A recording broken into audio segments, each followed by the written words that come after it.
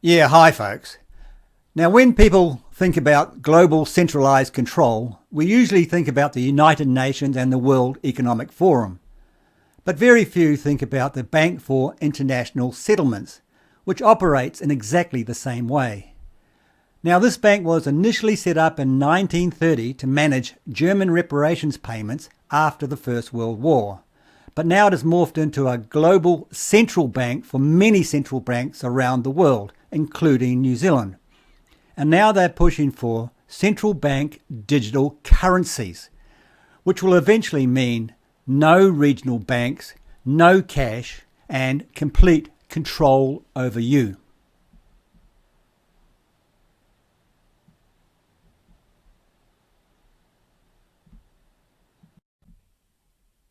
Hey, you, yes, over here. Hi there. Come on. So, we're here. Good. Welcome to the BIS, to the Bank for International Settlements. Today is one of many important days at the BIS, and we are flies on the wall for a day. The BIS does and organizes many things throughout the year, and one of the most important things is just about to take place. Hey, come on, follow me. One of the key functions of the BIS is to act as a meeting place for central bankers from all over the world. Every 2 months, the BIS organizes a meeting weekend, and today, all of the central bank governors who are members of the BIS are attending. But there are many other meetings that take place here, each one concerning other matters. All in all, over 200 different meetings happen right here at the BIS throughout the year, drawing some 8,000 experts and delegates from all over the world to Basel. And this, of course, generates considerable business for the Basel hotel and catering industry.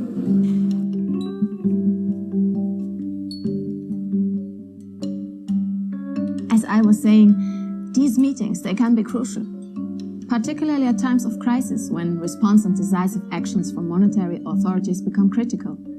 This was, for instance, the case in the wake of the 2008 financial crisis. The main purpose of BIS meetings is to build consensus among central banks and supervisory authorities. Once consensus is reached here in Basel, it is up to each central bank or supervisory authority to see to it that the outcome is implemented in their home countries. Yeah, it sounds exactly like the United Nations and the World Economic Forum, doesn't it? As you can imagine, a lot of preparations are going on right now. Let's have a look. Miss Bell, you seem very busy at the moment, but could I ask you what you do as an advisor to the general manager? Sure. The general manager is very much involved in all of the key responsibilities that the BIS has. So that includes our cooperative activities, the banking services that we provide for central banks, and our research work. And in different ways, I support him in all of those activities. I work very closely with his office that helps manage his agenda. And of course, I try to keep an eye on all the different moving parts across the bank and make sure that we're working as effectively as we possibly can to achieve our goals. But right now, we're planning for an upcoming All Governors meeting. Thank you, Ms. Bell. Today, the governors will discuss many topics that perhaps you may not find interesting at first glance. But have you ever thought much about, say, digital currencies? Digital currencies? Or the impact of negative interest rates on the economy? Well, these are just some of the topics that are discussed here. Mr. Claessens, hi. We were just passing by and wondering if you could tell us why today's meeting is so important. Well, it's one of our bi-monthly meetings. The governors come every 2 months to Basel, and this is an important one. All about the All Governors meeting, where they discuss developments in the global economic and financial system. That's correct, narrator. It's all about the All Governors meeting, indeed. They are heading to the meeting. Let's join the governors. Maybe there's some extra space.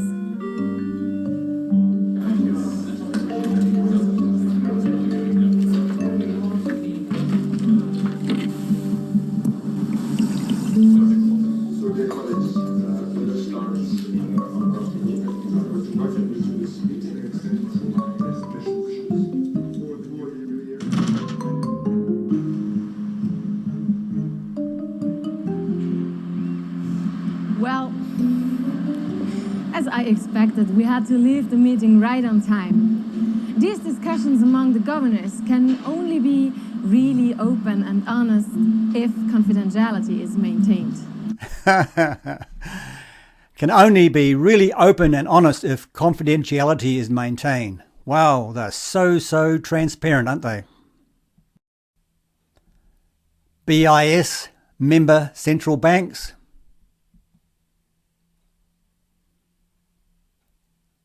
Reserve Bank of Australia.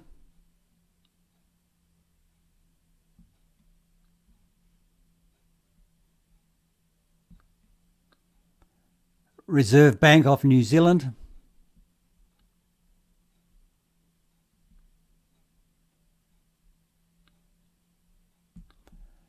Riksbank Sweden. Now they've already started with the digital currency. Now let's listen to Augustin Carstens, the General Manager of BIS, speaking about digital currencies. Our analysis on CBDC, in particular for the use of general use, we tend to establish the equivalence with cash, and there is a huge difference there. For example, in cash, we don't know, for example, who's using a $100 bill today. We don't know who is using a 1,000 peso bill today. A key difference with the CBDC is that central bank will have absolute control. The central bank will have absolute control. Did you hear that, folks? On the rules and regulations that will determine the use of that expression of central bank liability. And also, we will have the technology to enforce that. And we'll also have the technology to enforce that. What technology? Mandated microchips, perhaps? Just like mandated vaccines? Those two issues are extremely important, and that makes a huge difference with respect to what cash is.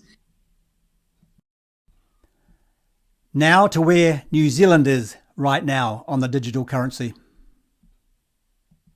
Hello and welcome to interest.co.nz. I'm Gareth Vaughan and welcome to our Of Interest podcast. I'm joined by Ian Wolford, who is the Reserve Bank of New Zealand Director of Money and Cash.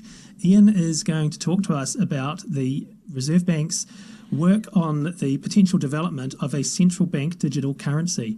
Ian, welcome to the Of Interest podcast. Appreciate your time today. Now, the Reserve Bank is exploring the potential introduction of a central bank digital currency, or a CBDC. So just what is a central bank digital currency? Yeah, so a central bank digital currency is basically a digital form of currency. Like we have physical forms of currency, we have banknotes and coins. Banknotes and coins are a legal claim on the central bank. It's a fiat currency in that it's backed essentially by trust in the government and its institutions, and a CBDC would just simply be a digital form of a fiat currency. And collectively, we refer to both physical currency and digital CBDCs as central bank money, to try and just bring the two together into a more general concept.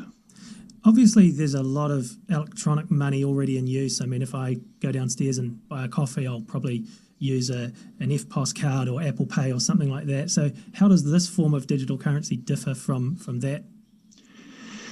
Well, as I mentioned, it's a form of central bank money. It's backed by the government. You're right. Most transactions in the economy are done using digital forms of what we would call private money. So there's all sorts of private money. Most people use private money in the form of their bank accounts with registered banks in New Zealand. And I guess the main point of difference is that you are effectively taking a credit risk with your bank.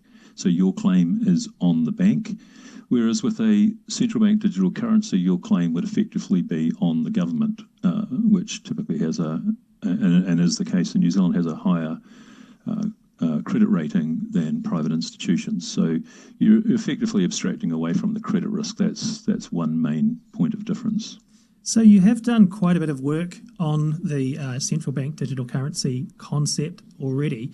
Have you actually made a decision yet whether the Reserve Bank is going to go ahead and actually introduce one?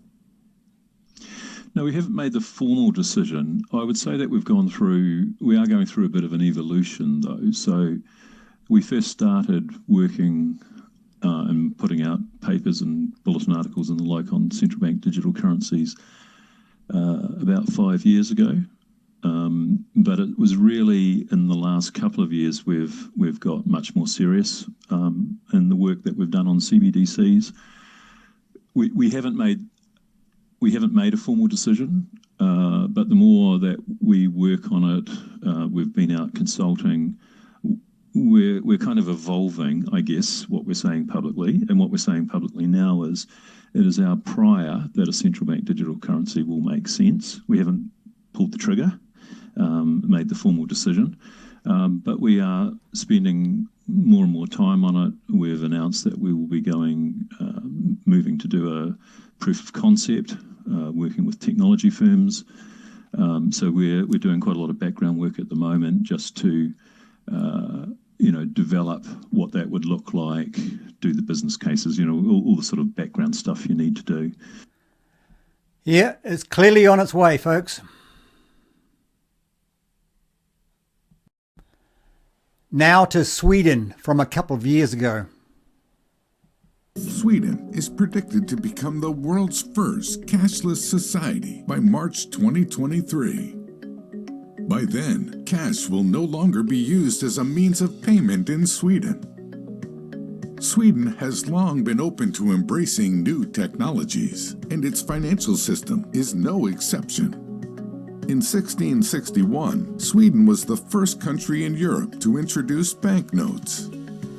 If Sweden does become a cashless society in 2023, it will have taken 362 years to transition from being the first to adopt banknotes to being the first to stop using them.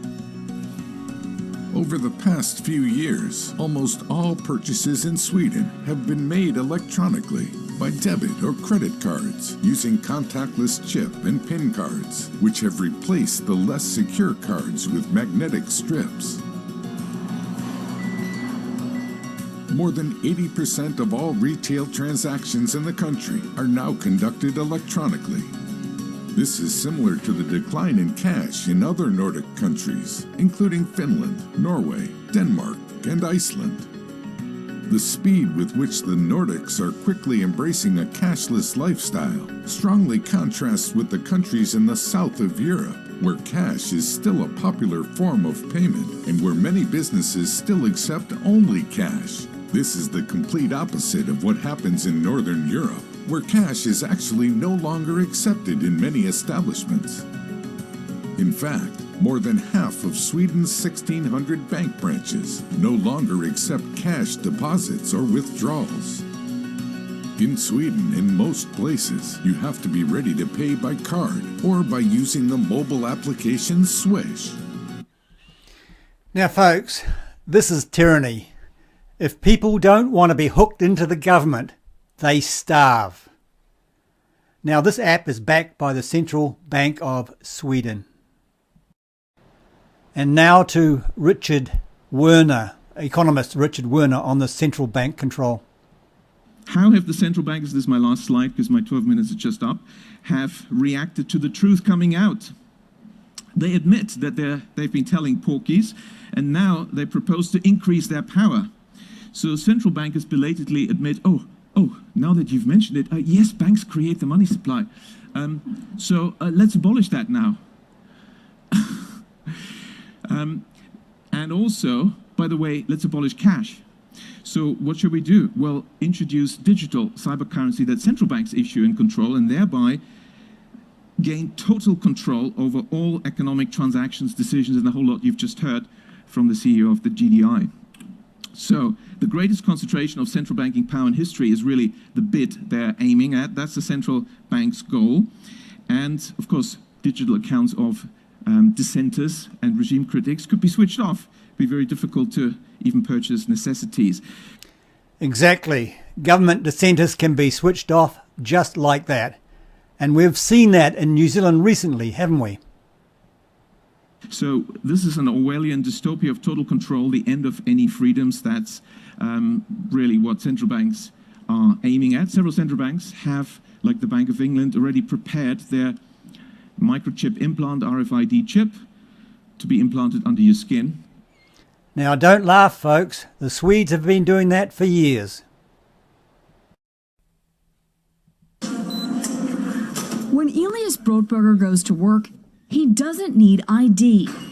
And he doesn't need money. In fact, much of what he needs to get through the day is hidden right there, just below the surface, in his hand. You like to touch it? Yeah. Yeah? Oh, weird. Yeah, it's like a grain of rice. Yeah, a grain of rice. Embedded in his hand is a microchip that serves as his keys, his ID, and his wallet. Yeah, it's all on chip, so I use it like to get around the building. Buy snacks. Yeah, exactly. Let's buy some snacks. Exactly. So I can't open it. No. Okay. So what I need to do is I need to first blip my chip, and it will log me in, and from there I get access to the fridge. Popular TV shows like Black Mirror have imagined chips as part of a dystopian future. Install ingrained procedure with local anesthetic and you're good to go. In Sweden, the microchips are already here. The microchip implants use the same technology that's in contactless credit cards, which have made cash pretty much obsolete in Sweden. No cash. At this tech fair, a chipping event for those on the cutting edge, merging their hands with this new technology. I thought it would be fun, right? The process is simple and swift. A pinch of the skin, and in a matter of seconds, the chip is inserted. The transformation is complete. As for the pain, I barely felt it. But even in this nation of early adopters, not everyone is racing to get chipped. Feel less human. I will feel like a robot. I mean, it's so much more data can go into this, when it's in your body. There's no central registry tracking how many people are chipped, but biohacker Hannes Wellblood estimates between 5 and 10,000. In the future, do you think everyone is going to be chipped? I think it'll be voluntary, but... No, it won't. It will be mandated.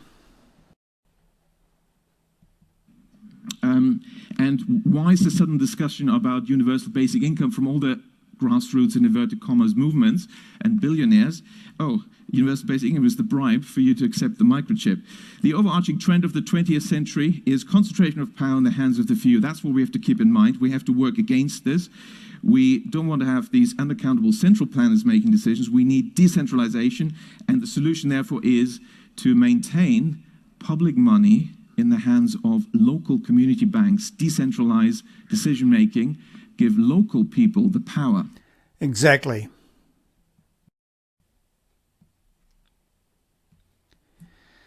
Yeah, now folks, as you've seen, this tyranny is already on its way to New Zealand. And for the life of me, I don't see any government in this country stopping it. And when it comes, it's going to dwarf Three Waters and COVID mandates, etc. So folks, get ready for a real battle.